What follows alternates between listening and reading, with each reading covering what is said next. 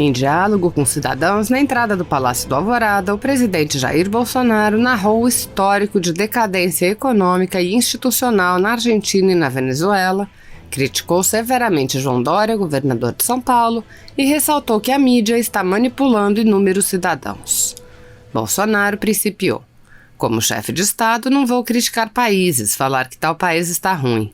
História não faz mal a ninguém. A Venezuela começou com essa brincadeirinha de flertar com a esquerda. Para onde foi? Na Argentina, o Macri elegeu-se com pauta parecida com a minha. Não conseguiu implementar a sua política porque tem oposição. Quem votou nele começou a criticá-lo. Criticou, mas não tinha o Macri 2. Agora voltou a Cristina Kirchner, da mesma turma de Dilma, de Maduro, entre outros. Desse modo, ele prosseguiu. Como está a Argentina agora? É só dar uma olhadinha em como está agora. É isso que querem para o Brasil? Não sou salvador da pátria, tem muita gente melhor do que eu, mas você não faz um nome em 2, 3 anos. Meu nome foi feito ao longo de 30 anos, reviraram minha vida e quanto à minha pessoa não acham nada. Neste contexto, ele criticou Dória e afiançou que o governador quase quebrou o estado de São Paulo. É o tempo todo levando pancada. Imagina se tivesse o Dória presidente, esse da vacina obrigatória. Fechou tudo em São Paulo. Só não quebrou São Paulo devido ao auxílio do governo Bolsonaro.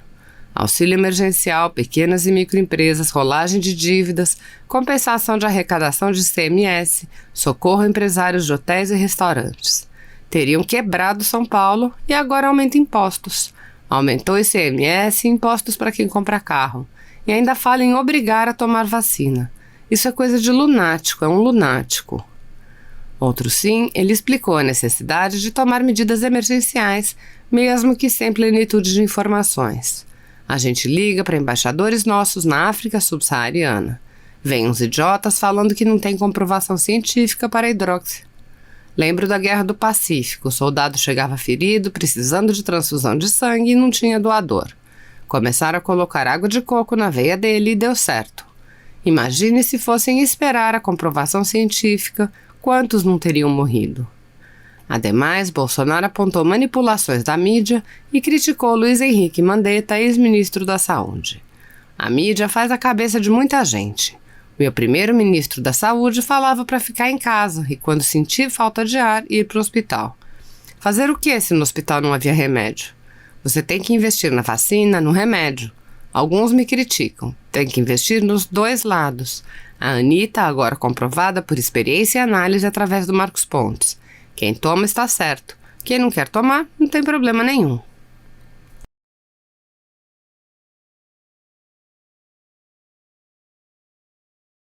Buenas noches, boa noite para todos. É uma honra para mim estar aqui nessa palestra com meu amigo, o professor Marcelo Suano, que eu conheci pela mídia. Quando ele escreveu esse livro inacreditável que conta a história da Venezuela, como destruir um país, ele me contactou pela mídia. Embaixadora, eu quero conhecer a você. E aconteceu. Então, eu escrevi a contraportada de seu livro. Isso foi maravilhoso, porque foi uma reunião muito boa. Eu lembro sempre que foi uma reunião de uma pessoa que eu não conhecia e que conhece muito bem o que está acontecendo no meu país. Também é uma honra para mim falar com o Lucas. Lucas escreve muito de Venezuela e conhece muito bem a situação.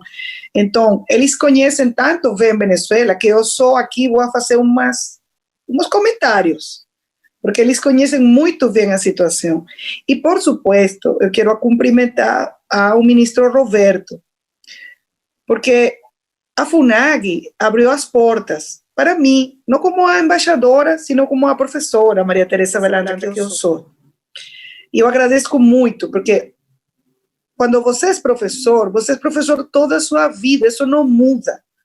Então, para mim é uma honra que a FUNAG hoje haya feito este convite para falar sobre como destruir um país. Então, eu quero começar dizendo que como você pode destruir um país? Um país petroleiro, um país que foi o país mais rico da América Latina, que tem as maiores reservas de petróleo do mundo. Como que aconteceu que a Venezuela hoje tem 5,5 milhões de venezuelanos que tiveram que fugir porque estão morrendo de fome. Como é que 5 milhões de venezuelanos tiveram que cruzar a fronteira a pé? Só para colocar uma dimensão, a migração nossa nesse momento tem a mesma população que muitos países.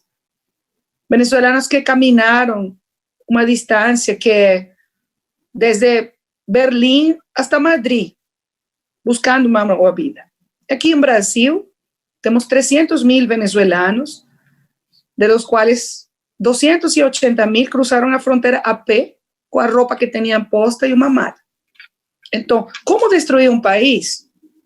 O primeiro, quando as pessoas elegem nas eleições a uma pessoa que não tem capacitação para ser presidente. A destruição da Venezuela não começou com Maduro. A destruição da Venezuela começou com Chávez. Quando ele foi elegido, no ano 1998, a Venezuela produzia 3.200.000 barriles de petróleo por dia. 3.200.000 barriles de petróleo por dia. Então, chega à presidência um homem que não tem educação, um homem que tem ressentimento social, um homem com desejos de vingança, que fez um golpe de Estado no ano 1992, que foi à prisão, e quando ele saiu de prisão, eu me vou a vingar. Isso foi o fato, eu me vou a vingar. E como aconteceu? Ele destruiu nosso país. Então, a primeira coisa é, se você quer destruir seu país, tem que eleger uma pessoa com as características que tive Chávez. E depois, votar por um sucessor que é pior que Chávez. A segunda coisa que aconteceu foi que nessa quantidade de dinheiro, só pode imaginar, saca uma conta. 2013, o barril de petróleo, $110, $120 por barril. Se você tem 3.200.000 barriles, é uma conta fácil. Imagina quanto dinheiro entrou nas contas da Venezuela. Você pode acreditar que hoje a Venezuela não tem energia elétrica, não tem água, não tem comida. A gente está morrendo de fome. Com essa quantidade de dinheiro que ingressou às contas do governo venezuelano, o que fez o Chávez? A primeira coisa que fez foi expropriar as terras produtivas. O primeiro que aconteceu, as melhores fazendas, as melhores, as mais produtivas, não, agora não são de seus donos, são de nosso governo. Vamos expropriar. Nessas terras que os produtores eram produtores de bem, produziam milho, farinha, arroz, feijão, bananas, frutas, tudo isso acabou. Porque eles expropriaram as terras para dividir as terras entre as pessoas e ninguém fez um investimento, ninguém fez um mantenimento, ninguém fez uma capacitação para as novas pessoas. Então, essas terras foram arrasadas. A segunda coisa que ele fez foi despedir, votar, sair de 20.000 empregados da indústria petroleira. Isso aconteceu no ano 2002. Um dia, ele decidiu sair de 20.000 profissionais, engenheiros petroleiros, geologistas, pessoas que tinham toda a sua vida fazendo um trabalho maravilhoso, porque a Venezuela foi a segunda indústria petroleira mais importante no mundo. Então, se você quer destruir uma indústria petroleira, o primeiro que tem que fazer é sair das pessoas profissionais e colocar nesses postos amigos ideológicos, pessoas do partido político do presidente que não têm capacitação para fazer o que a indústria petroleira faz, que é produzir petróleo. Essa foi a segunda coisa que ele fez, expropriar as terras produtivas, colocar pessoas sem capacitação na indústria petroleira e começar a fazer convênios com governos não democráticos. O primeiro que tem que chamar a atenção de vocês é que no ano 2001, Chávez visitou Saddam Hussein, no meio das sanções contra Saddam Hussein pela guerra de Iraque. E ele foi a fazer acordos com ele, com o governo iraniano, com o governo de Coreia do Norte, com Cuba, com governos não democráticos. Então tem uma terceira opção, como destruir um país, fazer convênios com governos não democráticos. A quarta coisa que ele fez foi entregar nossa soberania, nossas forças armadas, nossa inteligência e nossa companhia para fazer documentos, identificação, aos cubanos. Chávez fez um convênio com Cuba e ele entregou tudo o que é nossa identificação, registros, cartórios. Hoje, a Venezuela, se você vai vender um apartamento, ou se você vai vender um carro, os cubanos têm controle desses documentos.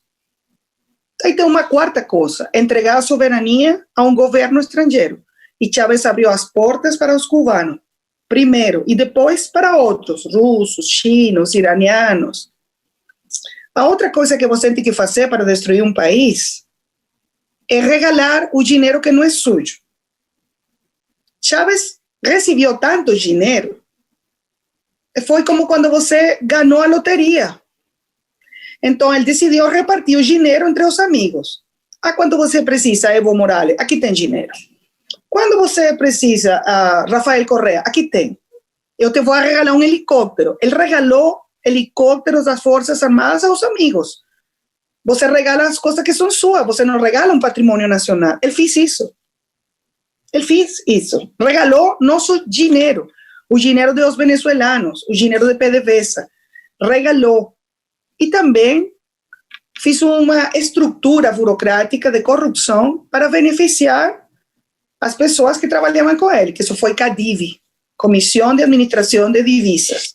Se você precisava importar uma caneta, você precisava importar um quaderno, um livro, um carro, você tinha que passar por uma empresa administrada pelo governo e ele decidia, você tem dólares ou você não tem.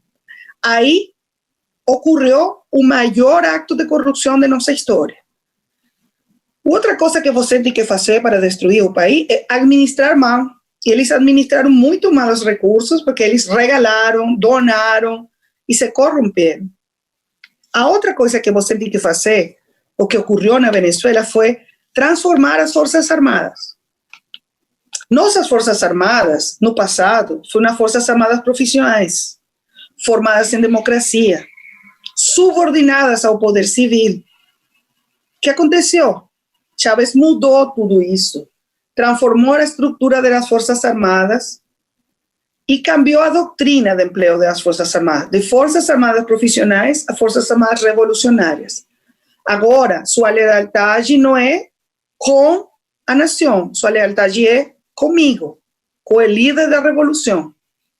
Quando você tem todos esses elementos e também tem um controle total das instituições, Chávez tive controle do Tribunal Supremo de Justiça, da Assembleia Nacional, da Contraloria, Procuradoria, Direitos Humanos.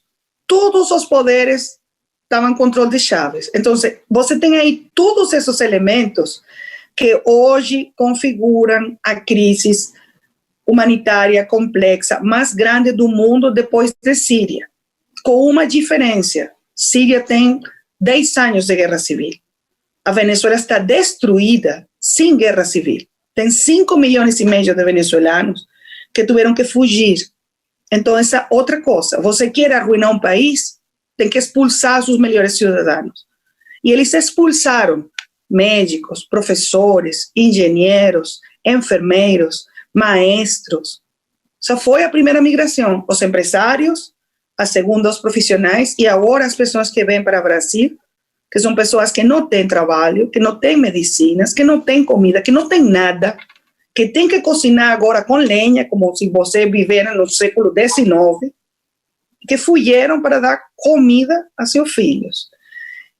E, finalmente, como você pode destruir um país? Dando exemplos de repressão. Os venezuelanos nos levantamos nas ruas uma e outra vez. 2002, 2004, 2010, 2014, 2017. Temos mais de 400 mortos nas protestas, mortos. Temos 344 presos políticos. Temos diputados que estão na prisão. Temos diputados, temos dirigentes políticos que eles sofrem torturas. Sofrem torturas. No ano passado, eles mataram um capitão da Marinha torturado. Ele morreu depois de ser torturado. Então, assim você destrui um país. Quando você não tem respeito por as instituições, quando você não respeita a democracia, quando você não respeita a opinião dissidente, quando você coloca as pessoas na cárcel, na prisão, tortura, censura, reprime, acaba com a prensa livre, acaba com a propriedade privada, acaba com o investimento e expulsa os melhores cidadãos do seu país, você tem um país que está destruído, como está meu país agora. Então, o que eu posso falar é um chamado de alarma pela região. Tem que cuidar sua democracia. Quando os cidadãos não cuidam da democracia, acontece o que aconteceu na Venezuela.